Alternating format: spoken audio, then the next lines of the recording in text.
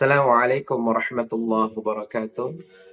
Alhamdulillahi rabbil alamin. Allahumma salli wa sallim wa barik ala Sayyidina Muhammad wa ala ali Sayyidina Muhammad amma ba'd. Tuan-tuan yang puan-puan yang sangat kami muliakan, apapun agama Anda, keyakinan Anda, suku bangsa Anda, apakah Anda orang yang telah menzolimi kami atau apakah Anda orang yang kasih sayang kepada kami? Kami doakan kita semua mendapatkan hidayah dari Allah Subhanahu wa taala, karena saya sangat mengerti tidak ada satupun orang yang menghendaki penderitaan. Pasti semuanya menghendaki kebaikan dan kebahagiaan. Kami mendapatkan pesan di WhatsApp tuan-tuan. Assalamualaikum Ustadz Sukma, maaf saya tidak paham dengan video ini. Maksudnya video yang tadi ada orang seperti itu. Bisakah Ustadz menjelaskan apakah ada dalam Islam yang demikian?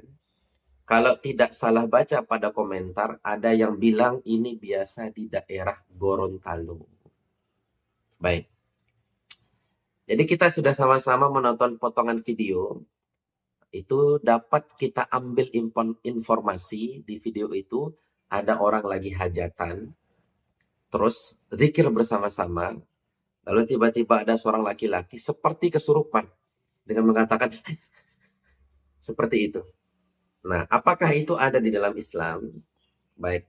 Zikir itu adalah salah satu perintah agama. Dalilnya banyak sekali. Nggak perlu kita pertanyakan lagi.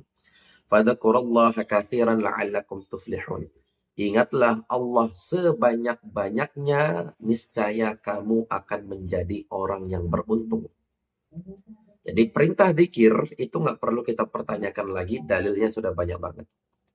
Namun ada metode-metode tertentu di dalam zikir yang dibedah di dalam ilmu yang kita sebut dengan ilmu tarekat, yaitu ilmu yang mempelajari tentang zikir, tentang bagaimana membersihkan penyakit-penyakit hati seperti prasangka buruk, gibah, riya, sombong, merasa diri, pelit, kikir, dendam, benci, dan seterusnya.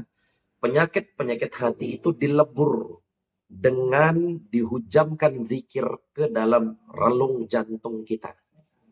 La ilaha illallah dihujamkan ke dalam jantung. Ini untuk menerapi supaya asma Allah itu bersinggah sana di dalam hati kita, dalam jantung kita. Supaya nama Allah itu bersinggah sana di dalam hati, dan selain Allah keluar dari hati. Jadi kalau kita punya mobil, kita taruh di garasi. Jangan taruh di hati. Kalau kita punya rumah, kita taruh di sertifikat. Jangan taruh di hati.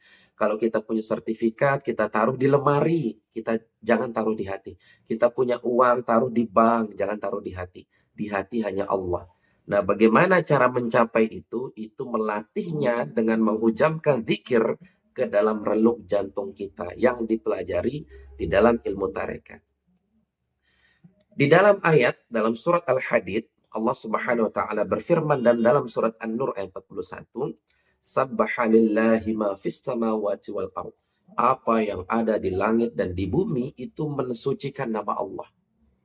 Dan di dalam surat An-Nur, Alam tara annallaha yusabbihu lahu ma fis samawati wal ard wat tayrul saffat. Kullu qad alima salatahu wa tasbihahu wallahu alimun bima yaf'alun.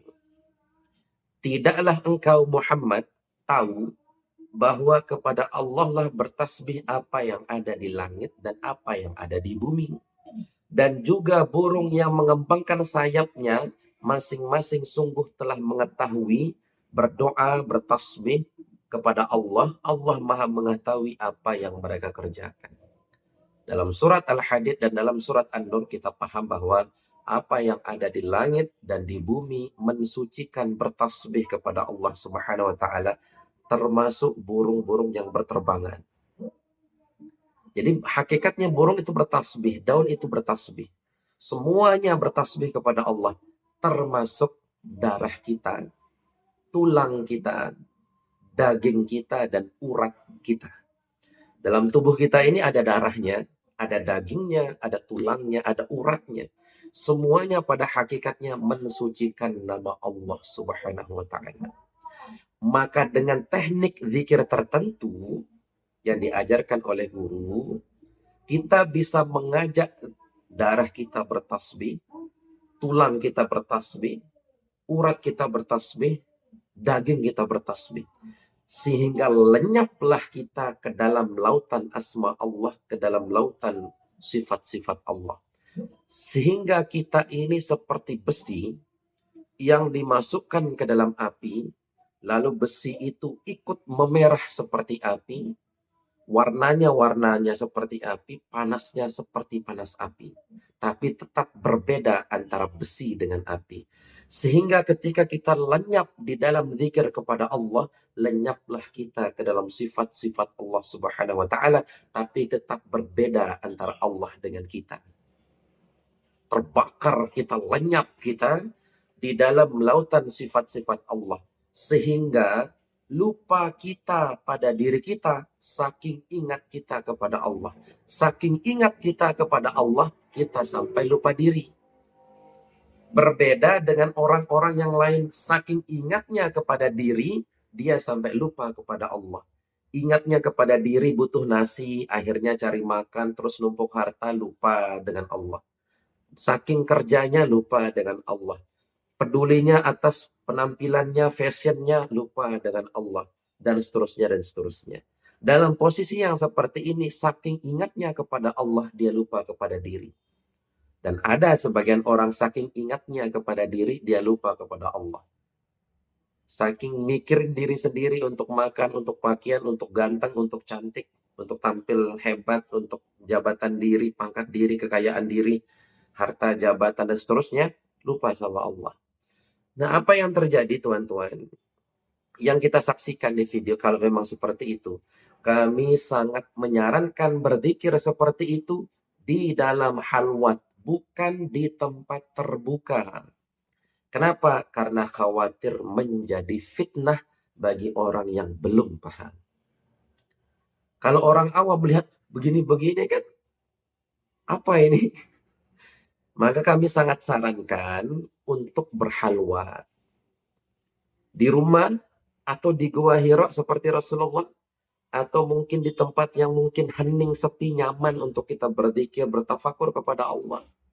Amal-amal yang kita rahasiakan. Rasulullah di Gua Hira. Mungkin tuan-tuan bisa di rumah bikin tempat halwat sendiri, atau mungkin di dekat tebing yang agak sepian, yang aman tentu, tapi agak sepi, enak untuk kita bertafakur dan berzikir. Karena kalau itu digunakan di tempat khalayak ramai, khawatir jadi fitnah. Ya. Khawatir menjadi fitnah. Nah, tetapi tuan-tuan, puncak zikir tertinggi itu bukan seperti yang di video. Yang sampai nggak sadar diri, itu bukan puncak zikir tertinggi. Puncak zikir tertinggi adalah duduk tenang, tanpa suara, tanpa bahasa, tanpa tulisan, dan tanpa huruf. Itu puncak zikir tertinggi. Ya, zikir zat Allah Subhanahu wa taala. Tidak zikir af'al, tidak zikir asma, tidak zikir sifat, tapi zikir zat. Itu nggak akan bergerak-gerak seperti itu. Nah, ini mungkin beliau ini masih melatih diri. Tapi kalau kami sarankan melatih dirinya jangan di tempat hajatan. Khawatir jadi fitnah nanti bagi orang yang awam, dikira orang kesurupan nanti. Ya. Nah, jadi tuan-tuan dan puan-puan yang mulia, zikir yang seperti itu kami sangat sarankan untuk hindari, apalagi melakukannya di tempat orang awam, di tempat hajatan, di tempat banyak ditonton orang. Kami sarankan untuk dihindari. Lebih baik melatih diri di tempat yang rahasia, halwat mungkin, atau seperti Rasulullah di Gua Hira, atau mungkin tuan-tuan punya tempat favorit masing-masing, silahkan. Yang tahu hanya kita dengan Allah, selesai. Toh juga kita nggak cari pujian manusia, kita nggak takut akan hinaan manusia, toh juga yang kita cari hanya Allah Subhanahu wa taala. Nah, jadi darah kita berzikir, tulang kita berzikir, urat kita berzikir, semua pada diri kita berzikir. Saking ingatnya kepada Allah, dia lupa kepada dirinya. Dan kalau orang sudah tidak sadar, tidak ada hukum yang melekat kepadanya. Orang tidur, orang gila, orang lupa, orang baru lahir sampai dia akil balik berakal, itu nggak ada hukum yang melekat kepada mereka.